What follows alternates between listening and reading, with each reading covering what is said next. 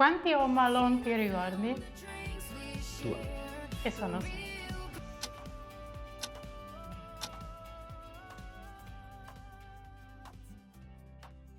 Quanti Home Alone ti ricordi? 2. E sono 6. Sì, di Home Alone i primi 2 erano interpretati dallo stesso attore che ha fatto Kevin McAllister, mentre poi aveva deciso di prendersi una pausa e però la serie ha continuato ad andare avanti, solo che non hanno più avuto lo stesso successo. In effetti Kevin come personaggio è stato iconico per i primi 2 film. Tutto si basava sulla furbizia di questo ragazzino che prima ha vissuto questa esperienza in casa quando i parenti Hanno dimenticato. Ovviamente tutto però cambia quando si ritrova in una città grande come New York. Sì, che lì si trova in una città enorme da solo e rincontra gli storici ladri. Questo film, secondo noi, è stato un omaggio alla grande città di New York da parte del regista. Si vedevano tutte le parti iconiche della città, quindi da Rockefeller Station fino al Central Park.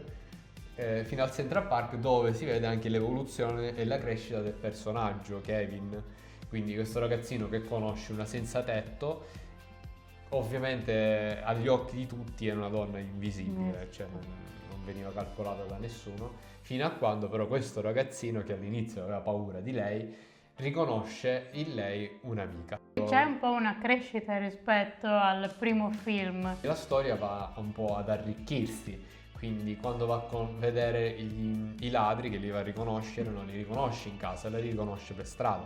Ovviamente la sua inventiva non si ferma direttamente a casa, ma combina marachelle anche in giro.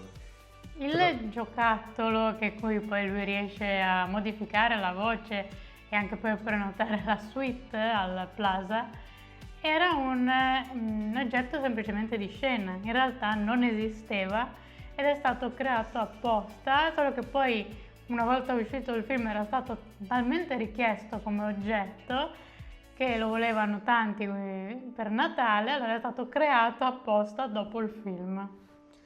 E quindi uno degli altri posti iconici di New York è il Plaza Hotel, un posto lussuoso, davvero molto grande, ma immaginate un posto come quello agli occhi di un bambino, dove già di per sé è grande come hotel, agli occhi di un bambino diventa davvero mastodontico. Era il parco dei divertimenti. Ma lui è riuscito in ogni caso a cavarsela, quindi ha prenotato la suite tramite questo giocattolo, permettetemi la parola, ed è riuscito a ordinare quello che voleva in camera pagando con la carta del padre.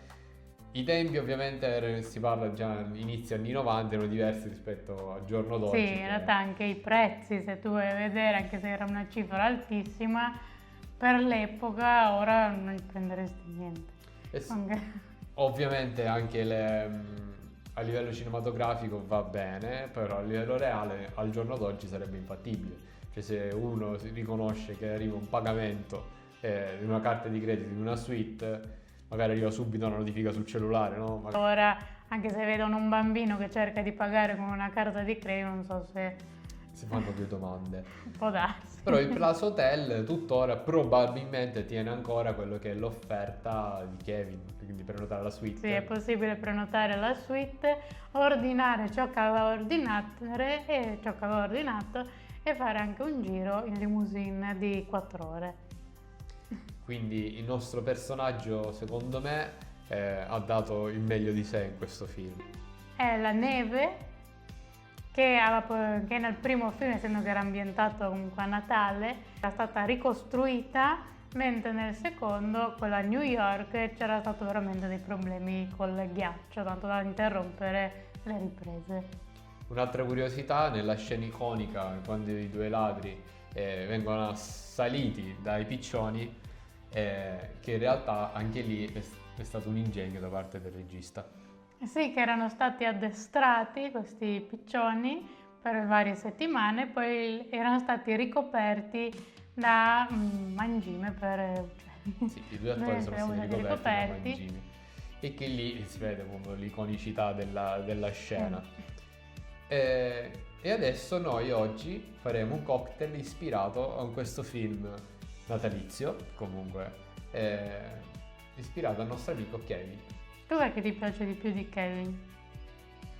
Il suo ingegno. Sai quanti Kevin poi sono nati per colpa del film? Mi sa parecchio. Adesso... Chiediamo cocktail! In realtà è un mocktail, ovvero un analcolico. Quindi utilizzeremo solo ed esclusivamente liquidi, quindi che possono bere praticamente tutti. Intanto faremo in modo di ricordare che Guarda come si sarà intitola. un dolce, sarà un cocktail dolce. Si intitola, come lo chiameremo? Quello Lost che... in New York? Va Ti bene. piace? E cosa ci mettiamo? Dello sciroppo, Allora, il sciroppo è un biscotto al cioccolato, quindi bello dolce. quindi lo diciamo prima, questo sarà un bel cocktail dolce, perché il nostro amico Kevin mangiava e beveva tutto quello che era più dolce possibile e immaginabile. Quindi, oltre a utilizzare questa tipologia di sciroppo, che comunque a me piace, utilizzeremo anche qualcosa che gli americani è noto come lo sciroppo al caramello salato. Sì, perché non era abbastanza dolce e dobbiamo caricare. Però gli americani, diciamo, utilizzano spesso questa tipologia di prodotto, il caramello salato.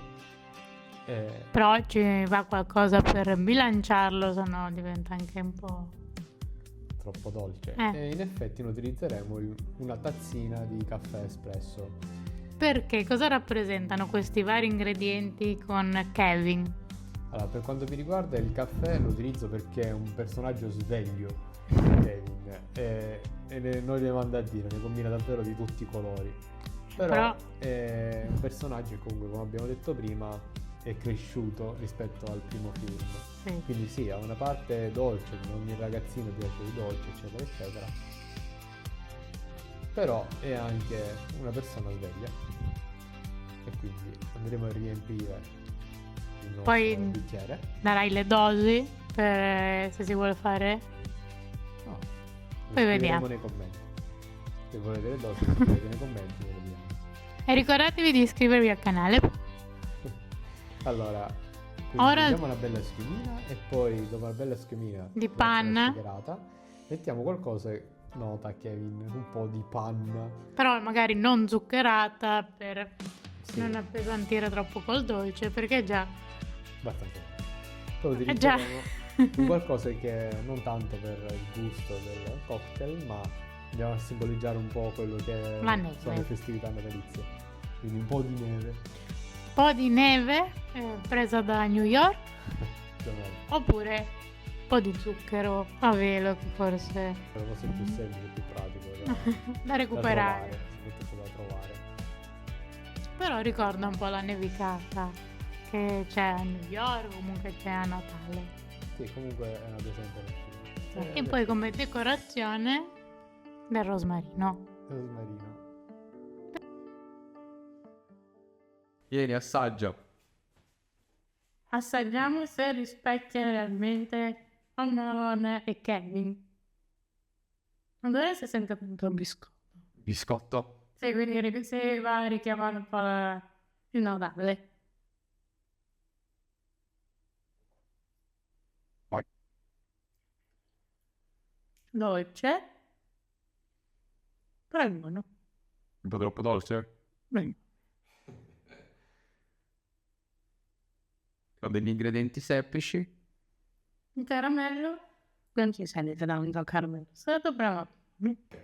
Scrivete nei commenti il prossimo film che volete vedere trasformato in un cocktail. E noi lo dedicheremo al film e a voi. Ciao! Ciao bella gente. Bevi tutto. Sì.